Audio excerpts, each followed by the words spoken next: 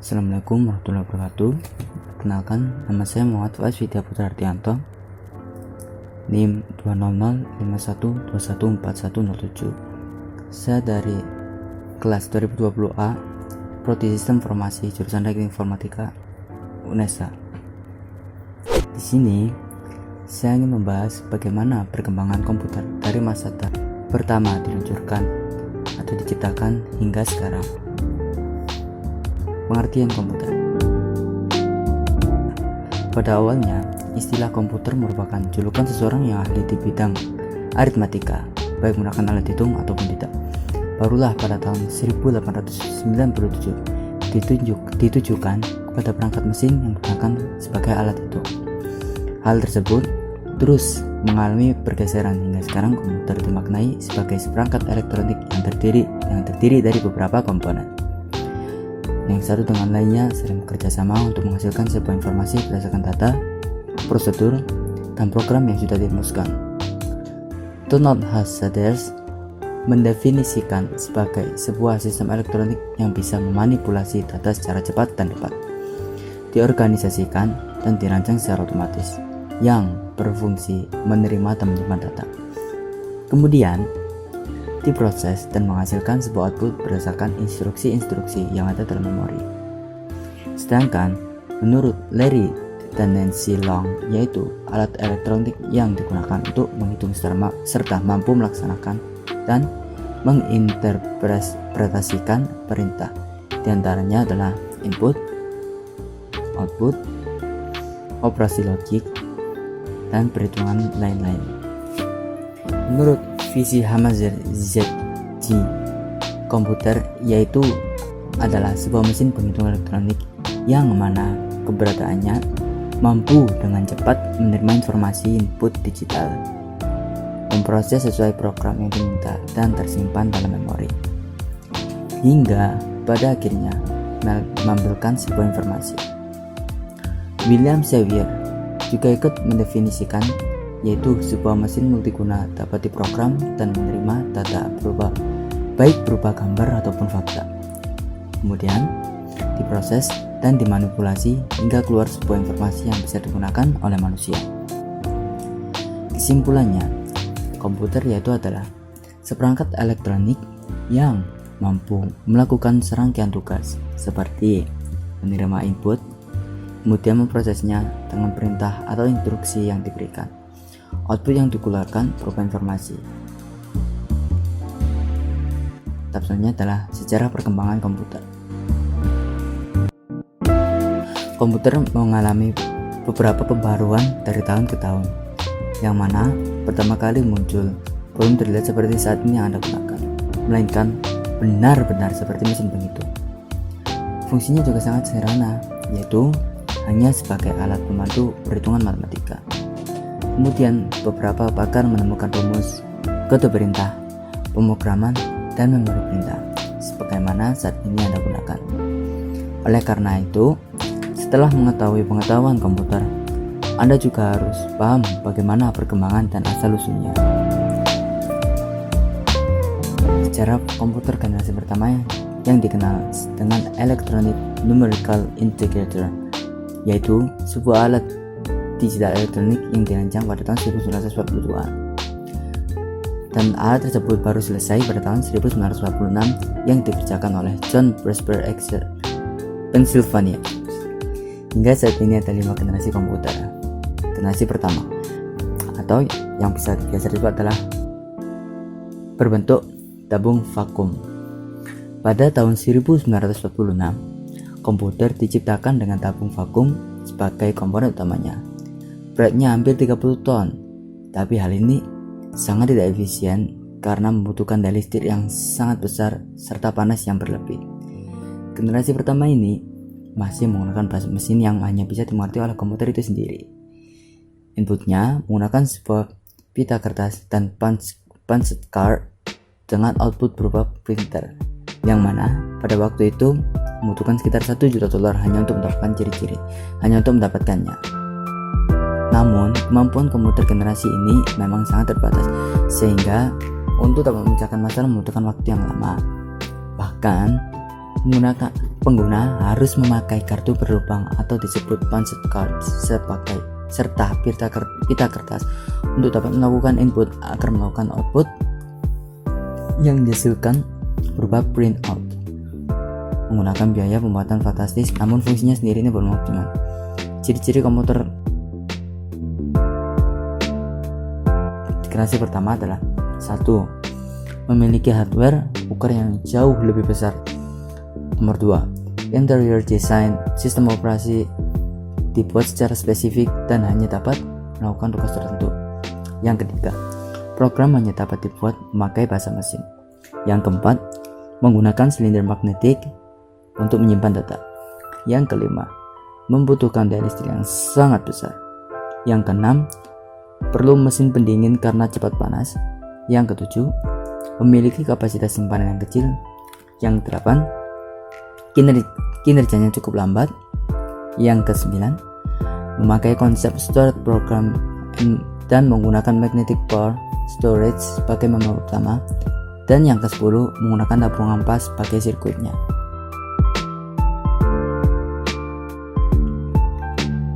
Sejarah komputer generasi kedua pada tahun 1959 hingga 1965 yang biasa disebut sebagai transistor. Pada tahun 1959, komponen untuk merancang komputer ialah teknologi transistor. Tabung vakum yang berfungsi sebagai komponen dasar di komputer generasi pertama telah tergantikan dengan teknologi transistor. Komponen ini dinilai jauh lebih efisien jika dibandingkan tabung vakum atau komputer generasi sebelumnya. Secara komputer dan perkembangannya dengan menggunakan dasar transistor mempunyai ukuran lebih kecil dibandingkan tabung vakum, daya listrik yang diperlukan lebih kecil untuk pengoperasiannya. Biaya pembuatan komputer generasi kedua juga jauh lebih terjangkau dibanding menggunakan tabung vakum di generasi pertama. Untuk bahasa pemrograman juga telah dikembangkan. Jika pada generasi pertama menggunakan bahasa mesin, untuk generasi kedua ini diganti menggunakan bahasa assembly dan bahasa simbolik. Dengan menggunakan bahasa pemrograman tersebut, programmer dapat memberikan instruksi dengan kata-kata. Dengan ukuran yang lebih kecil, komputer generasi kedua ini dapat digunakan di beberapa instansi seperti universitas dan perusahaan hingga pemerintahan. Mesin yang pertama kali menggunakan teknologi ini ialah superkomputer IBM. Juga telah membuat superkomputer dengan nama Spray Rand and Stretch, serta menjadikan komputer dengan nama LOG. Komputer ini dikembangkan di laboratorium menggunakan energi atom, dapat mengatasi berbagai data di mana kemampuan ini diperlukan oleh peneliti atom. Pada tahun 1965, hampir di berbagai bisnis besar menggunakan komputer generasi kedua untuk memproses informasi dengan keuangan bisnis. Ciri-ciri komputer generasi kedua sebagai berikut. Yang pertama adalah telah menggunakan operasi bahasa pemrograman tingkat tinggi yang disebut Fortran dan COBOL. Yang kedua, kapasitas memori utama menggunakan magnetic core storage. Yang ketiga, menggunakan simpanan eksternal seperti magnetic tape dan magnetic disk. Yang keempat, mampu memproses secara real time dan juga real sharing. Yang kelima, ukuran fisik jauh lebih kecil dibanding komputer di generasi pertama.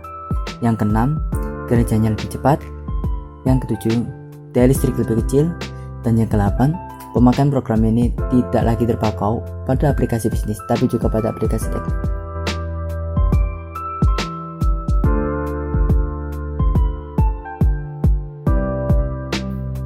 Secara komputer generasi ketiga, Integrated Circuit pada tahun 1965 hingga 1971. Generasi komputer ketiga dimulai pada tahun 1965, di mana pada masa itu komputer ini dibuat menggunakan Integrated Circuit atau yang bisa disebut ICS.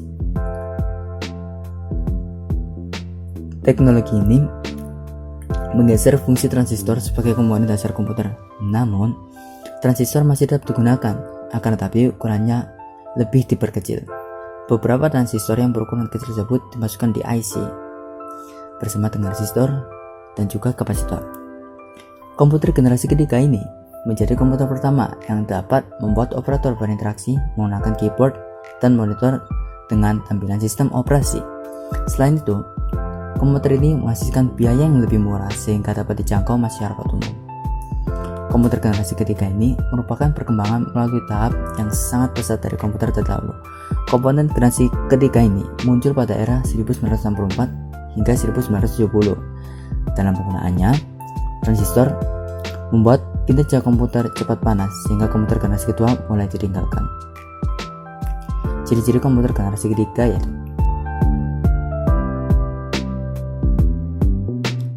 1. Listrik yang digunakan lebih hemat. Yang kedua, software akan lebih meningkat. Yang ketiga, harga kian sangat terjangkau. Yang keempat, memori memiliki kapasitas yang lebih besar.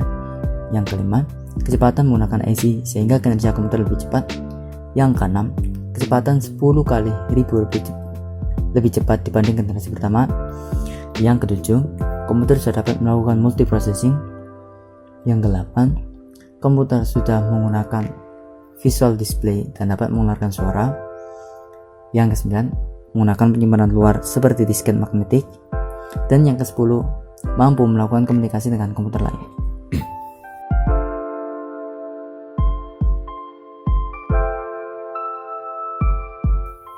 Komputer generasi keempat atau yang biasa disebut mikroprosesor dari tahun 1971 hingga sekarang.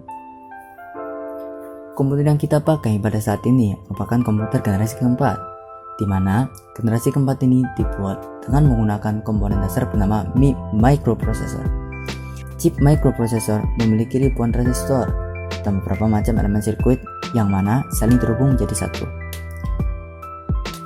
Intel menjadi sebuah perusahaan yang paling berpengaruh terhadap perkembangan chip microprocessor karena mereka berhasil menciptakan Intel 4004 yang merupakan cikal bakal perkembangan komputer.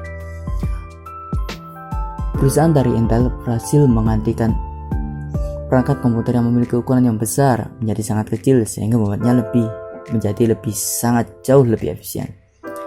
Pada tahun 1971, IBM menciptakan komputer yang didesain khusus untuk kalangan rumah. Sedangkan Apple mempublikasikan Macintosh pertama kali pada tahun 1954.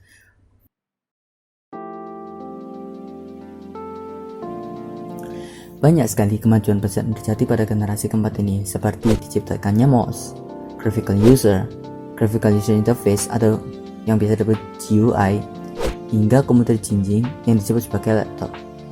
Prosesor atau yang disebut CPU selalu mengalami perkembangan dari waktu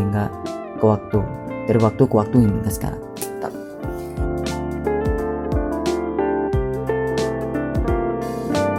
Ciri-ciri komputer generasi keempat. Yang pertama, dapat menggunakan LSI atau Large Cell Integration. Yang kedua, sudah dikembangkan dengan memakai semikonduktor dan mikroprosesor yang berbentuk seperti chip untuk memorinya. Yang ketiga, dipasarkan juga pada sektor perorangan. Yang keempat, selalu muncul komputer terbaru yang lebih efisien dan mudah dibawa kemana-mana, seperti laptop. Komputer generasi kelima, Artificial Intelligence, dari masa sekarang hingga masa depan. Pada generasi kelima ini sebenarnya masih tahap pembangunan, di mana generasi ini akan mempunyai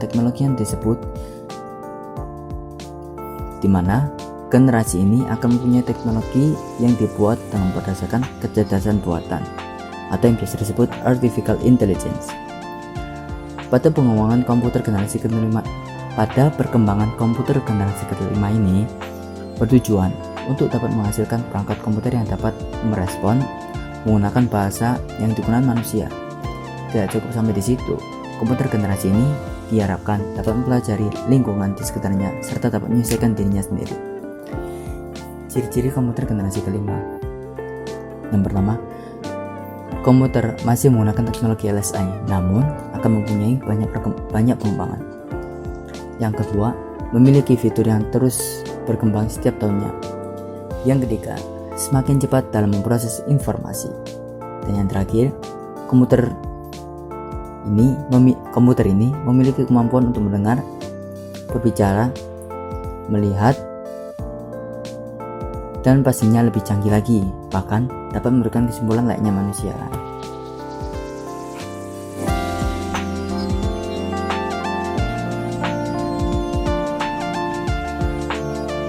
sekian penjelasan perkembangan komputer dari awal mulai diciptakan hingga sekarang dan mungkin sampai masa depan nanti.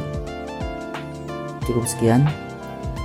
Jika ada salah kata, selebihnya saya mohon maaf. Saya pamit undur diri.